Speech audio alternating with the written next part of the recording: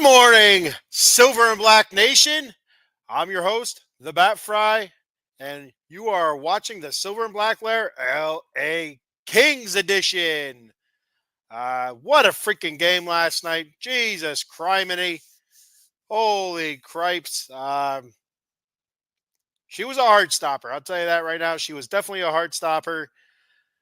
Before I get too far into it here, I'm going to let you guys know that today's show is brought to you by our good friend Jason Fine, attorney Big Al. You can reach Big Al at 1-800-HURT-123. That's 1-800-HURT-123.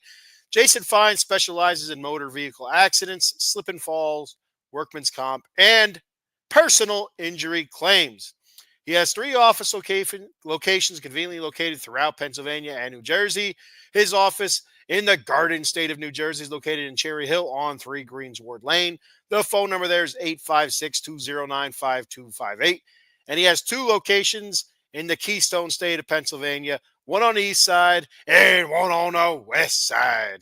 The one on the west side is located in Pittsburgh, Pennsylvania, on 500 Grant Street, Suite 2900. The phone number there is 412-365-8151. And the one located on the east side is located, of course, in Philly at 1628 JFK Boulevard, Suite 2120. And the phone number there is 267-888-2980.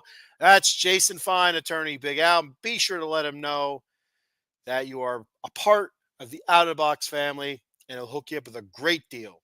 So be sure you seek Jason's services out if you're around one of those locations.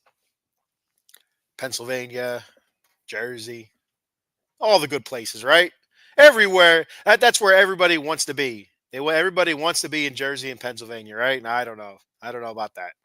But anyway, I love Pennsylvania, but I mean, I'm sure there's better places. Let's talk about last night. Jesus. For me, yesterday, I think I went through a couple heart attacks. You know, me being a Mets fan and a Kings fan. Mets up 5-0, controlling the Phillies. Me smiling ear to ear, loving every second of it, and they almost squander that away. Mets pull out the win yesterday, 5-4. Phillies score. I think all four of their runs came in the ninth inning. It was 3 or 4 of the runs came in the ninth inning, and they had an opportunity. Edwin Diaz came in and shut them down. And then you move on to the Kings last night. Kings jumping up to that awesome 4-0 lead. They squander that away. They let the Oilers tie it up late in the third period, 5-5, only for the Kings to come out and say, "Not so fast, my friends." And they snatch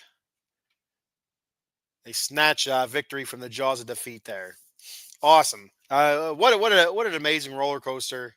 To be honest with you, it was awesome. I was watching it this morning as best I could anyway, trying to get through it pretty quick so I can take some notes for the show and also try to get the feel of the game. And I'll tell you what, the Kings felt dominant through the first period and 3/4. 1 and 3/4 of the period, they felt dominant. And you kind of felt it slip away after they didn't convert on the 5-on-3 when the Oilers they were penalized for a delay game. They flicked the puck over the glass, and it was reviewed. The Oilers wanted a coach's review. And if you don't know, if you do, most of you people probably do know if you're watching the show. But if you don't know, if you're just checking this out because you like hearing me yammer on here, but you're not a big hockey fan or whatever. But if the coaches, do a coach's challenge and it comes back that they lost that challenge, it's a penalty.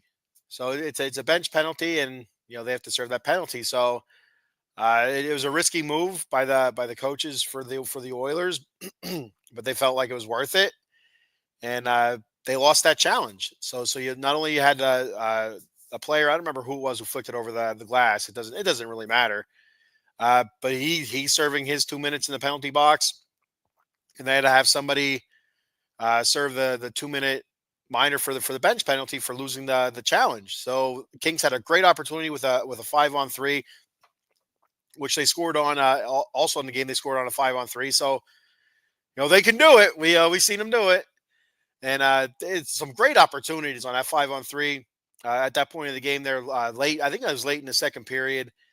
Just not unable to come away with a goal. Kind of, me personally, I felt a little bit of a momentum shift there.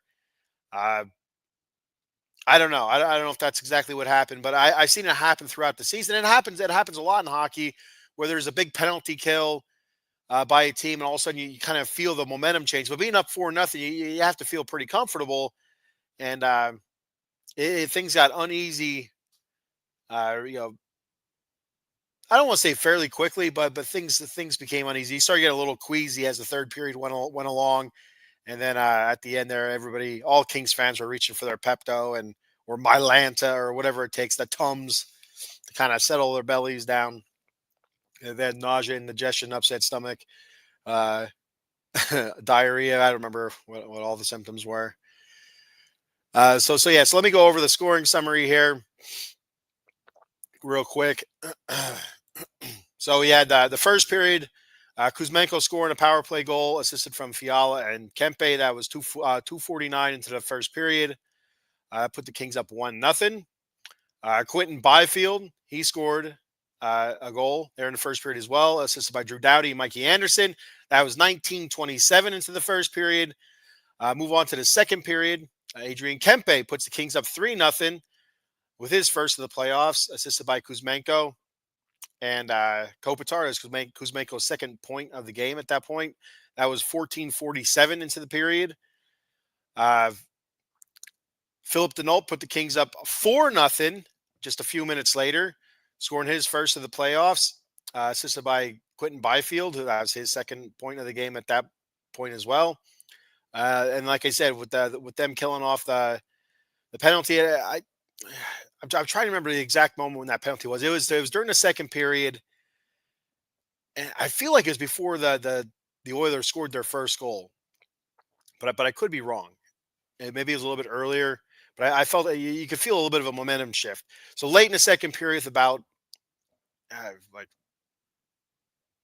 5 seconds left, 6 seconds left, it looks like Leon Draisaitl scores the first goal for the Oilers to make it 4-1, assisted by Connor McDavid and Evan Bouchard. You move to the third period. 2 minutes into the third period, Jan Mark, he scores his first, assisted by Frederick and Skinner. That makes it 4-2. Starting to feel a little uneasy. That 2-goal lead, always uneasy with a 2-goal lead. I'll tell you, I watch a lot of hockey games, and the dreaded 2-goal lead, man, it's rough. You'd rather three or more, and in this game, three or more wasn't enough anyway. But the dreaded 2-goal lead makes you nervous. But then Kevin Fiala scores, puts the Kings back up by 3. It was a power play goal assisted by Kempe and Kuzmenko.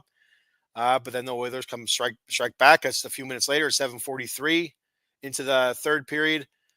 Corey Perry scores. That guy's a dickhead. I'm telling you what, Corey Perry, I'm not a big fan of Corey Perry. And nobody's a big fan of Corey Perry's mother's not even a big fan of Corey Perry. That's how bad it is for that man. Not a big fan of him. Corey Perry scored, assisted by Connor McDavid and Evan Bouchard. And then it was a whole lot of nothing. That was 5. It was 5-3. Feeling kind of good. There was a whole lot of nothing. A lot of back and forth. Both teams with opportunities. You feel the Oilers, starting to feel a little bit of pressure there, and they start putting pressure on the Kings. They pull the goalie. They pull Skinner out of the goal. Yeah, it was about this time. Zach Hyman scores, makes it 5-4. Yeah, Zach Hyman scores the goalie pulled, made a 5-4, assisted by McDavid again and Corey Perry, as at 17:56.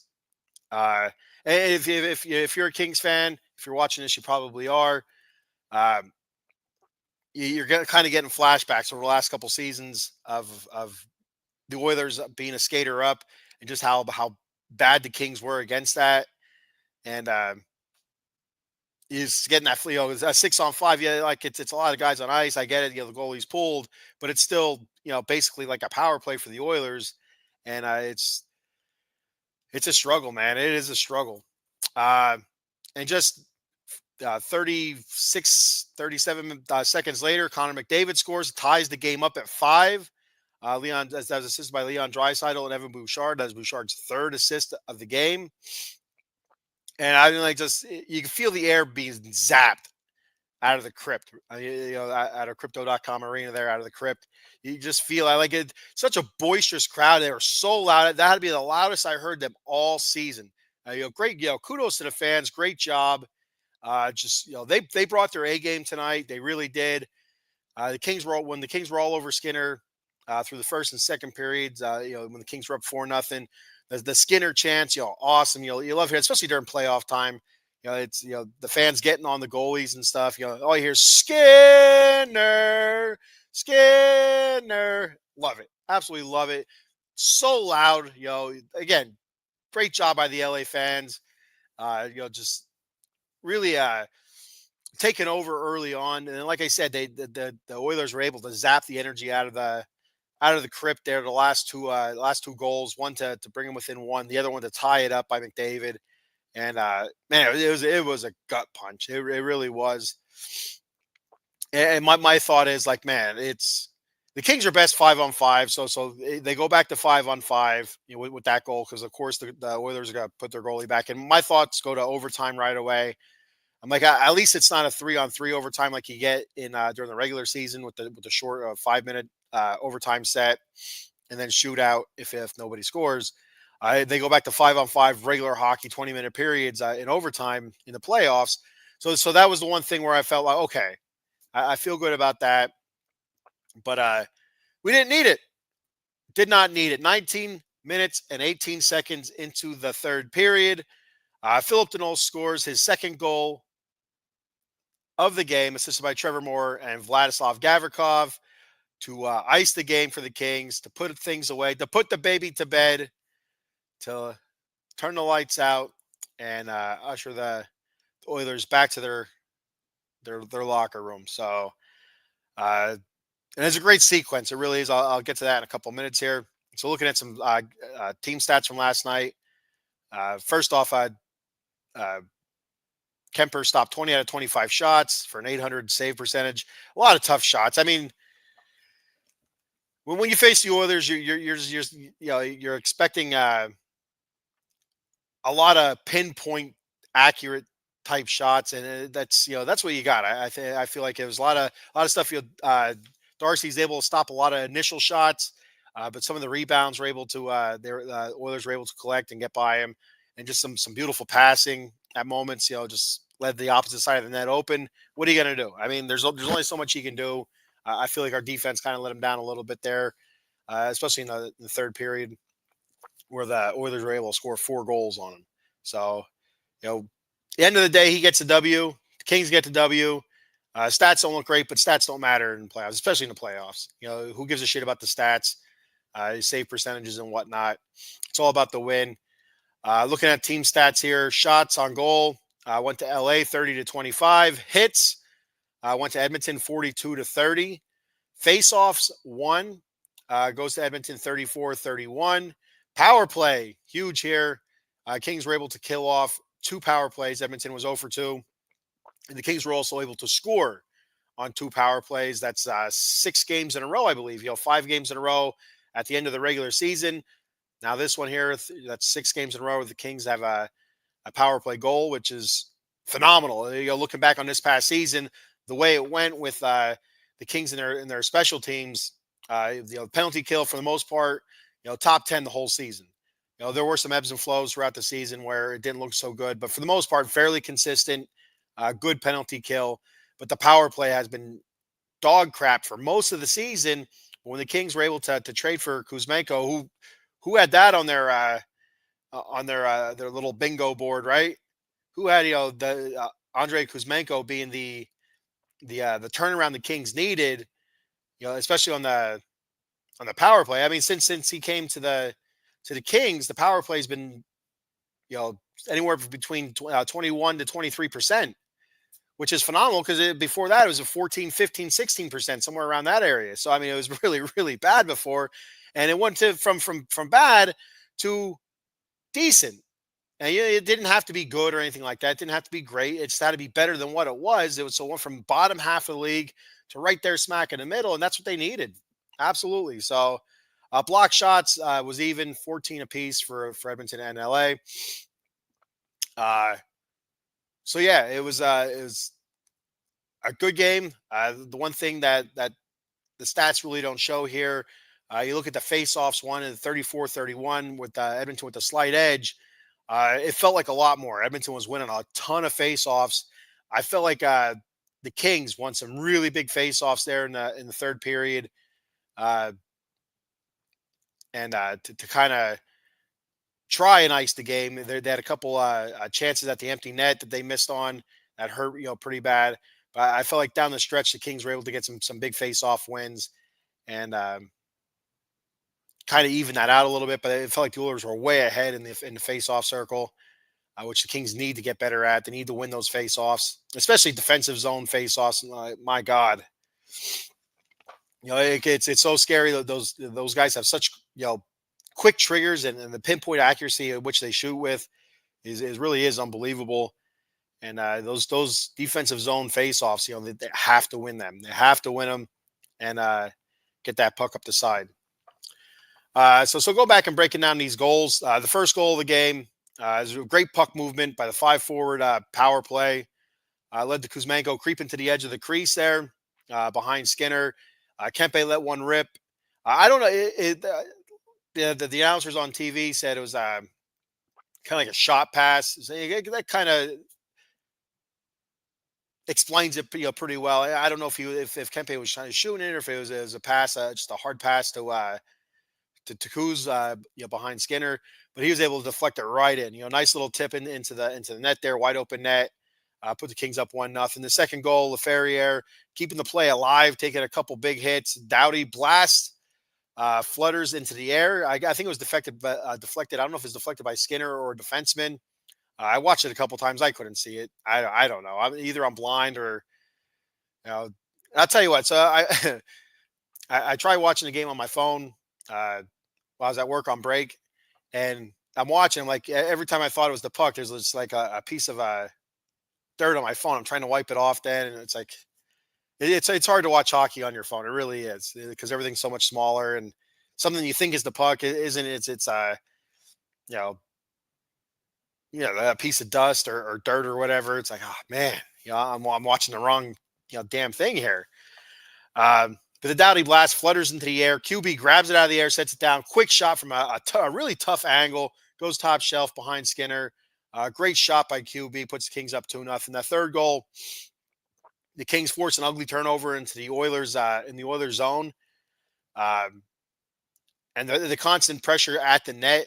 You having a Kopitar, I believe it was Kuzmenko, Kempe. Kempe taking the shot, able to get it past Skinner there. As it was a constant wave after wave, a barrage of the Kings forwards right at Skinner there. As it was an ugly turnover. So you have some of the Oilers already retreating to the offensive zone, into the neutral zone. So they're shorthanded already back there. And the Kings, great job just putting the pressure on them, putting the pressure on the Oilers and forcing the turnover on a good forecheck. And no, I don't even think it was a forecheck. I think it was just a bad turnover.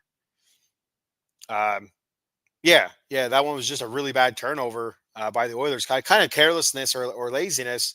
I don't remember who was that passed it, but it was really bad.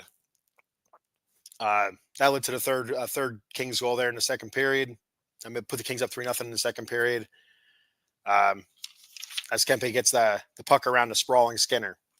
The fourth goal, great forecheck by Byfield, forced the puck to stay in the zone, and then Oilers' defensive zone there. Rims around the boards there to Philly D in front of the net. Beautiful wrister by Philip Deneau, and no chance for Skinner there. The Oilers' first goal, McDavid, and this is the one thing that it was really pissing me off watching it. Again, I watched a pretty quick version. A lot of watching in faster motion just so I can get through it pretty quick, so I can get on here without being too late. And quite a few times I've seen some Oilers players just grabbing sticks and it's not being called. Again, Kings only had 2 penalties called against them. The Oilers had 5, so there were penalties called against the Oilers, but it felt like there should have been a lot more. A lot of you know, just like dirty shit that went on. Grabbing sticks, and it just the referee's letting it go. One led to a goal. I mean, it was nonsense. I think it was McDavid grabbed Kopitar's stick, kind of brought him with pulling it out of Kopitar's hands. What's Kopi gonna do, right? So the Kings' fifth goal, Kopitar offensive draw win. Kuzmenko kicks it back to Kempe, swings over to Fiala for the one timer. Uh, I believe that was the power play goal. That was the 5-on-3 power play goal. Beautiful, beautiful job there. And again, like I said, those face-off wins, huge, absolutely huge. And that goes for any hockey. I mean, it's not just for the Kings against the Oilers here, but any hockey team uh, worth their salt. Winning those face-offs are huge, especially offensive zone. When you're facing a great offensive team like the Oilers, the defensive zone ones are important, just as important. But when you have a chance in the offensive zone, in the offensive circle, especially it was a 5-on-3 at that point, I believe, uh, you got to take advantage of it. You absolutely have to take advantage of it. And the Kings were able to. Kopitar winning that draw. Kuzmenko, quick tap back to Kempe, who passes it real quick over to Fiala, and the one timer, beautiful one timer from Kev. That's what Kevin does, right? Scores power play goals. I think he had 11 or 12 for the season, something like that, leading the Kings. Uh, and of course, the Kings' sixth and game-winning goal here. McDavid trying to get the puck deeper into the Oilers' offensive zone. Had it deflected. I'm not sure who deflected it. Again, it's another one I watched back a couple times. I'm not sure who deflected it, but Gavrikov finds it. He finds Moore up the ice a little bit into the neutral zone. Moore skates it up, and just what do you call it? He basically stops on a dime. He throws snow at the defender. He's able to drop it off for Philip Denault, and it was a rough pass. It was one of those passes that the puck is just wobbling everywhere. It wasn't on edge, but it wasn't flat either. It was kind of rolling over. It would be a tough puck to handle, a tough puck to shoot on, and I think that's probably what scored it for Philly D. It was a ugly pass that found his stick, barely found his stick. He kind of whiffed on the shot, but him whiffing on the shot created some sort of like a. I thought it looked like more like a changeup where you're expecting it to come off fast, and it was a lot slower. But the announcers called it a knuckle puck, as well as on the radio. They also called it a knuckle puck, and the end over end movement of the puck. But I felt like the speed might have had more to do with it than anything. And me, playing baseball, watching baseball, and my daughter into softball.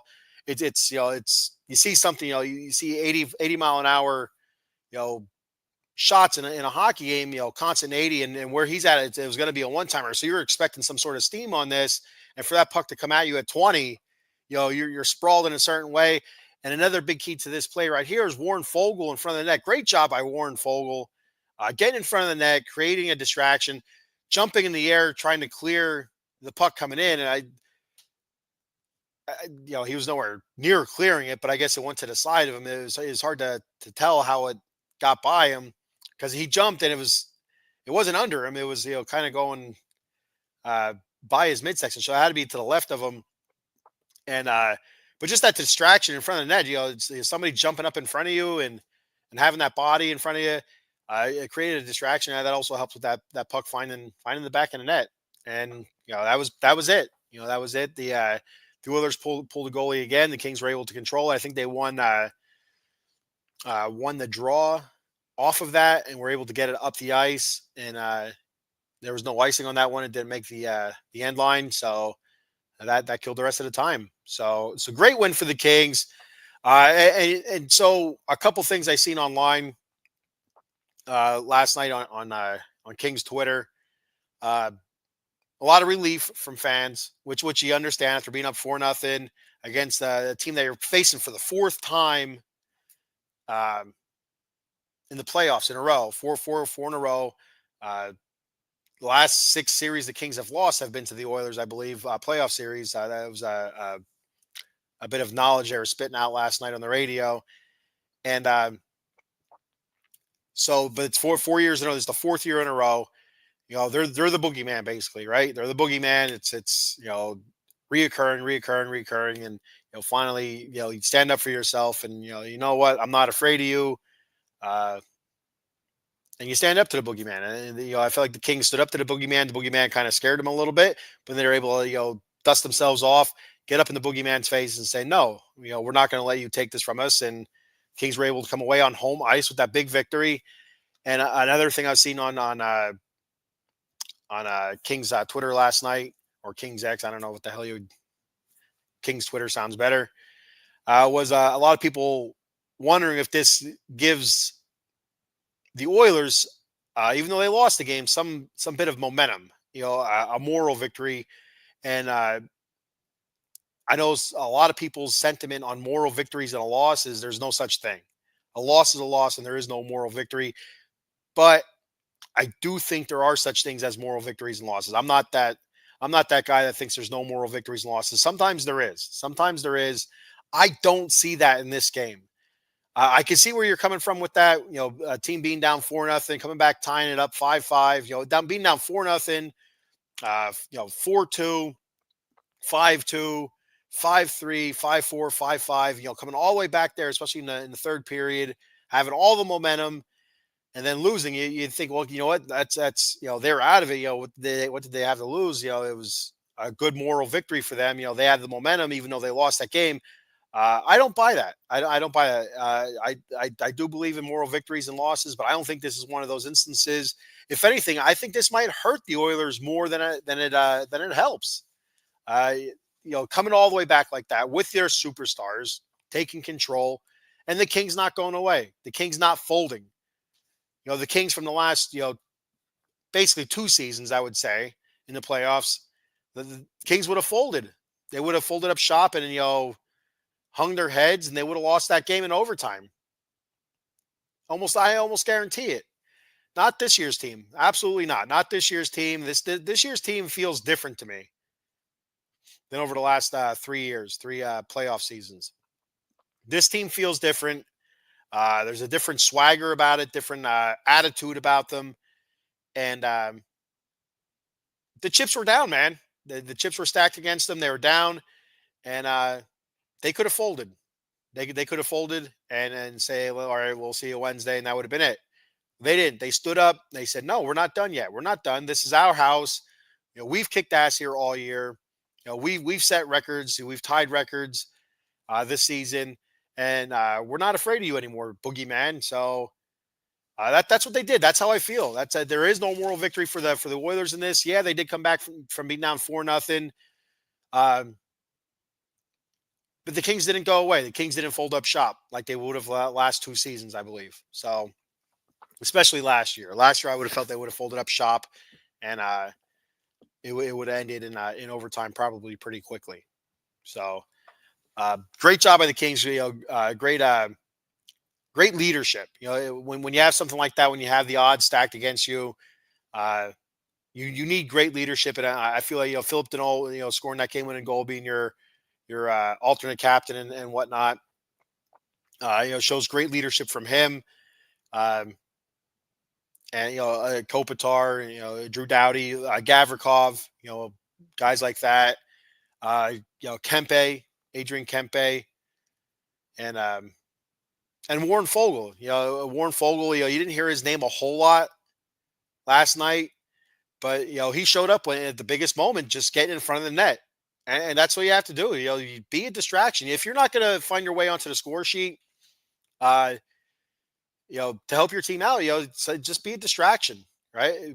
Be a screen, set a screen, get in the goalie's way, and help your teammates out. He did that at the end, and it was huge, absolutely huge. So, kudos. So what went right for the Kings last night? Power play, like I said, for the most part, was really good. That 5-on-3 that they had, I was talking about earlier, they had a ton of great looks on it. Unfortunately, couldn't convert. Like I said, I felt like there's a little bit of a momentum switch there, but they did convert on a 5-on-3 earlier. So I don't know if it was early. I think it was earlier or later. I think it was later. They were able to convert on a 5-on-3. Um, so there was that. What else went well for the Kings?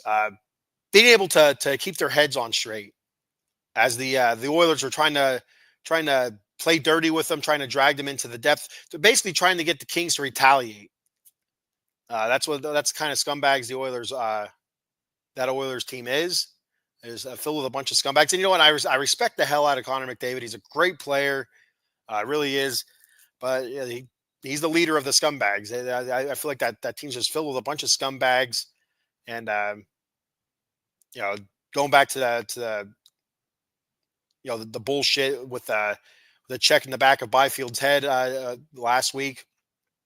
Only getting a 1 game suspension on that. It's that was nonsense right there. Yeah, there should have been multiple games. But yeah, and I talked about Corey Perry earlier. Just being a douchebag. Yeah, I always if you ever seen the show before, my feelings on Drysidle. Numero uno douchebag. In my opinion. But yeah, so the Kings not sinking to the depths that the Oilers wanted them to, trying to draw them into the Oilers, trying to draw Kings into penalties because they know how much the Kings struggled in the past against the Oilers power play. So, I mean, smart play by the Oilers, right?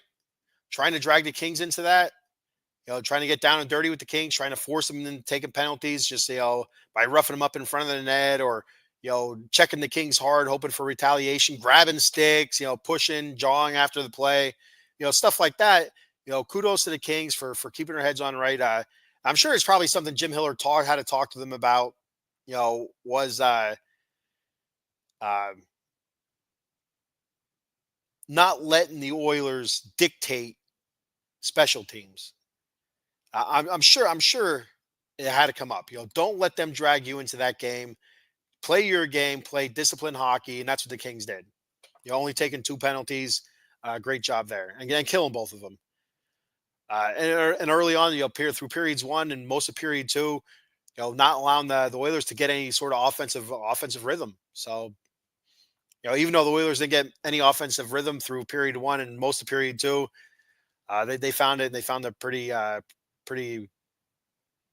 hefty there from the end of second period to third period was wild. So, what went wrong? A couple things. The obvious is not holding on to that big lead. I don't feel like the Kings let off the gas pedal all because you can't against this team because they're the scoring prowess of this team is just amazing. They have so many different scorers and guys that are just unbelievable playmakers that you can't let your foot off the gas. You have to keep that pedal to the metal and push, push, push. I don't think that's what happened. At least I hope that's not what happened. But the Oilers were able to swing that momentum there in the third period and almost seal us away from the Kings. And it, it's just seen a few defensive lapses where guys were kind of out of position. They weren't in shooting lanes. And a lot of that has to do with the Oilers playmakers, right?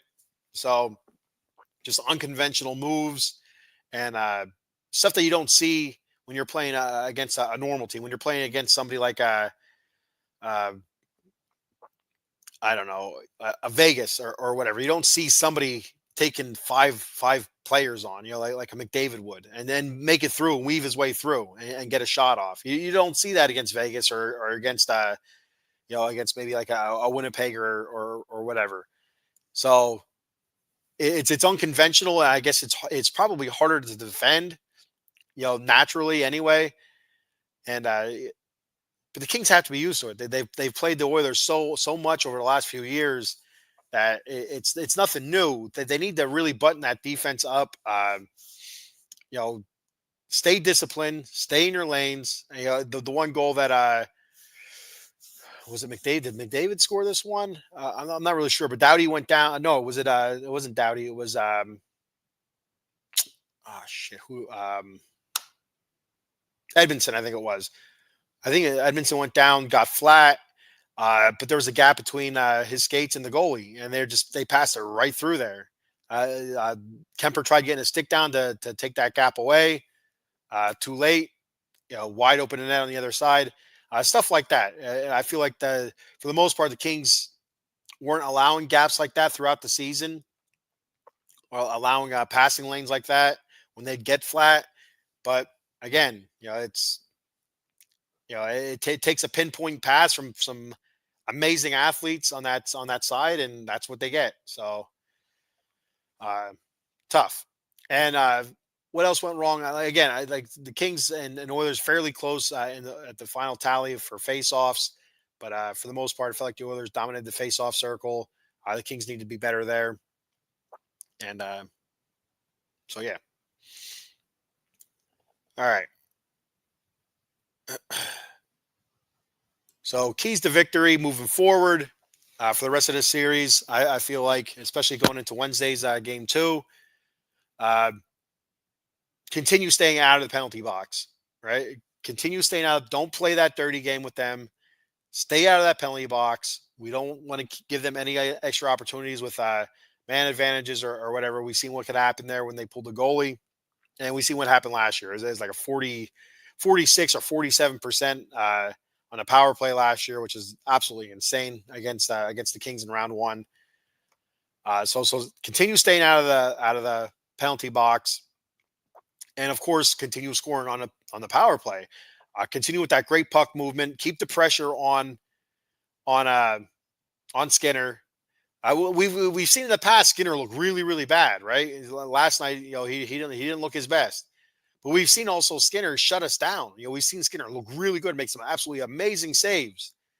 So, continue pressuring Skinner, continue getting those shots on Skinner, uh, continue crashing that net, attacking the net, swarming him, and just not letting him breathe. Um, what else we got? Keep the home crowd in it.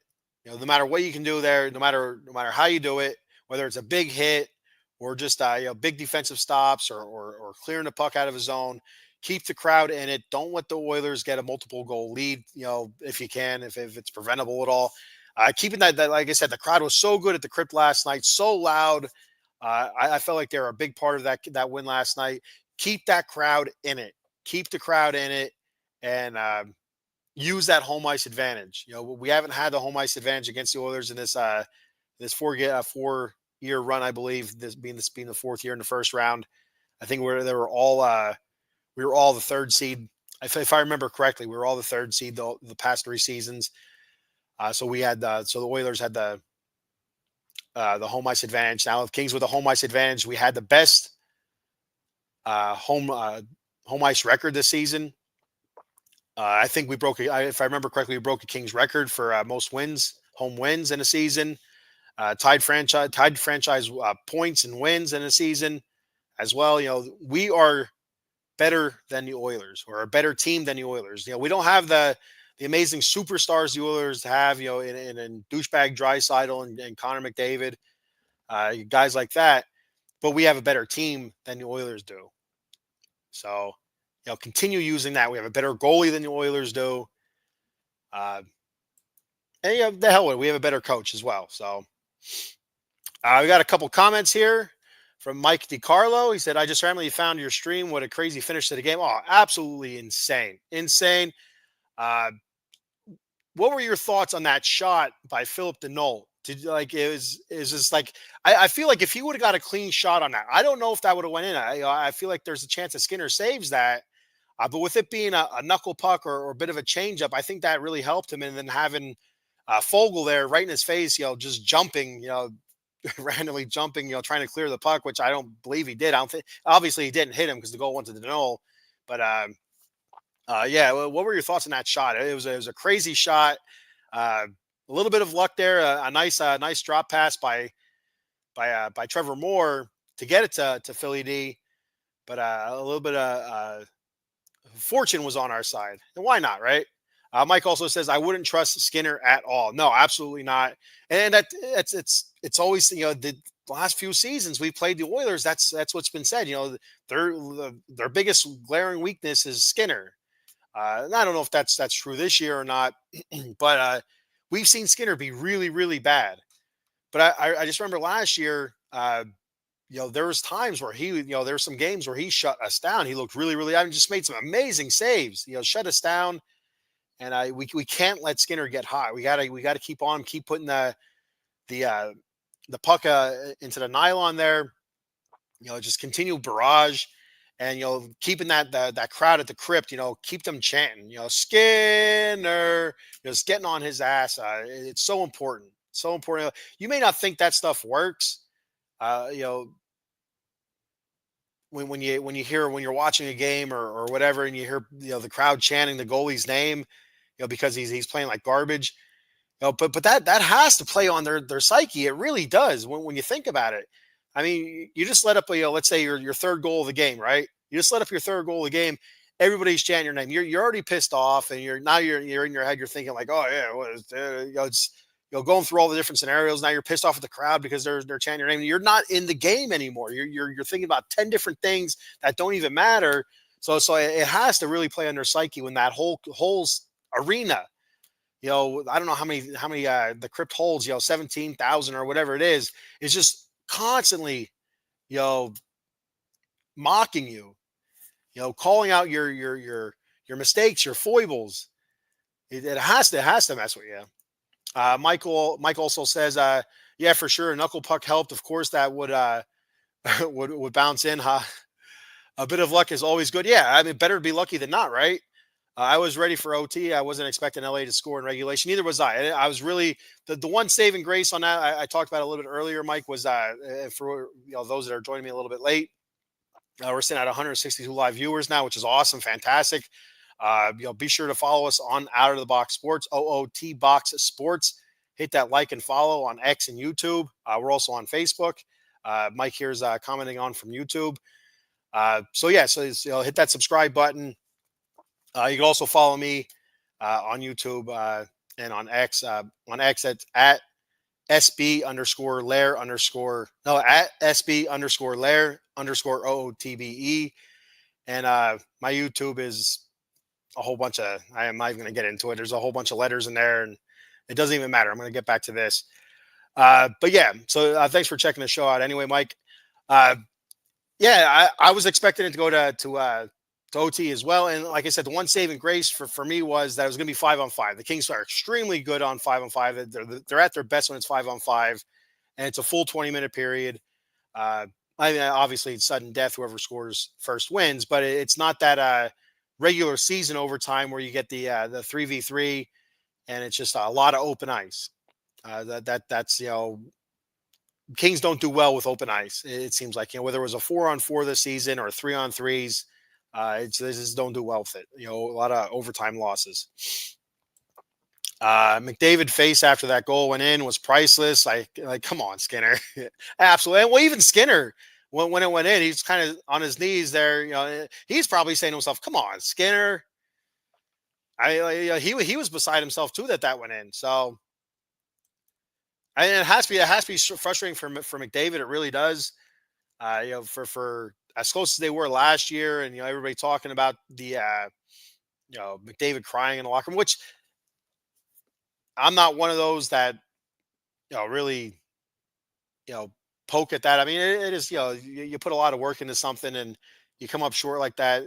I get it. Whatever. You're crying out. I'm not gonna go ahead and mock the guy for that or anything like that. But just knowing the pressure that's on him too. If the Kings are able to go up, 2-0 in the series, two home wins, if they're able to go out there and take control of this series on Wednesday and really like hammer down a nice, good, hard win on Wednesday, if they're able to just take control of Wednesday and really like smother the Oilers, defensively, like we've seen the Kings do all year, win with their defense. I really feel like the pressure is going to be on McDavid, and maybe we'll start seeing some cracks there. That's what I'm looking for. So, and this isn't your typical Oilers team. They've been banged up a little bit this year. Guys missing time and stuff. So they're not in sync, and this is the perfect time to get them. It really is. So, all right. That's all I have for today. I will go live again. So next game's Wednesday. So I'll go live again Thursday morning to do another post show. For those that don't know, I work night shift, so I can't do it after the game because I'm at work. And I don't get a chance to watch the game until after work.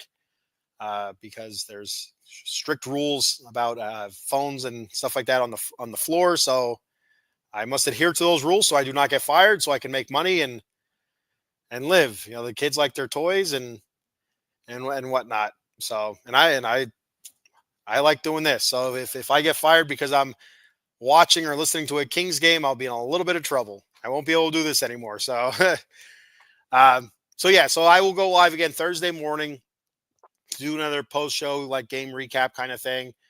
Um, yeah, and also if you like what you saw here, you can check me out again. I'll be live tomorrow morning with the Bat Cave talking New York Mets baseball. If you're a Mets fan or just a baseball fan, or again, like I said, if you just enjoy uh, watching me yammer on here, join join the show. It doesn't you don't even have to talk about the Mets if you don't want to. Whatever you want to throw out there, anything, whether it's sports related or not, I'm up to talk about anything. So I will be live tomorrow morning, 9 a.m. with the Bat Cave talking New York Mets. And like I said, follow me on X at SB_Lair_OOTBE. And my YouTube is at the Batcave_OOTBSE. If you want to subscribe to that channel, I appreciate it. If not, no big deal. The one that's more important is the channel Out of the Box Sports, OOT Box Sports. Like I said, subscribe to that YouTube channel, follow them on X. That's more important. We have a whole variety of shows to check out. I do the Kings, Silver and Black Lair Kings. I do Silver and Black Lair Raiders. I'll be doing that Friday night, talking NFL draft.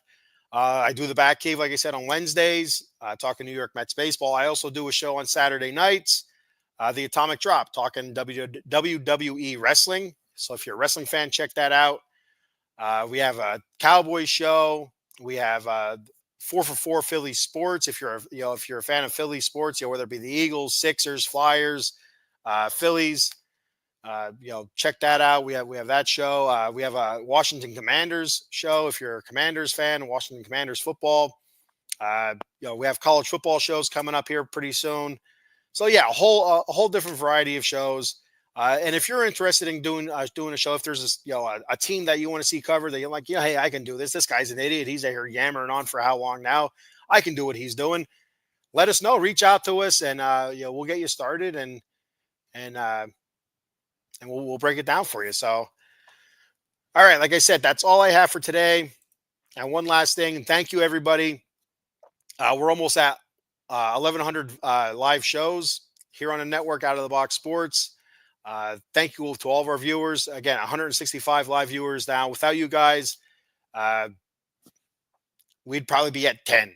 So we would have stopped a long time ago, but we've been doing this for a couple of years, and we have a blast with it. So thank you, everybody. Thank you very much. And like I said, that's all I have for today. Until next time, like I said, Thursday morning, doing the post show. Once again, all I got to say now is go Kings, go.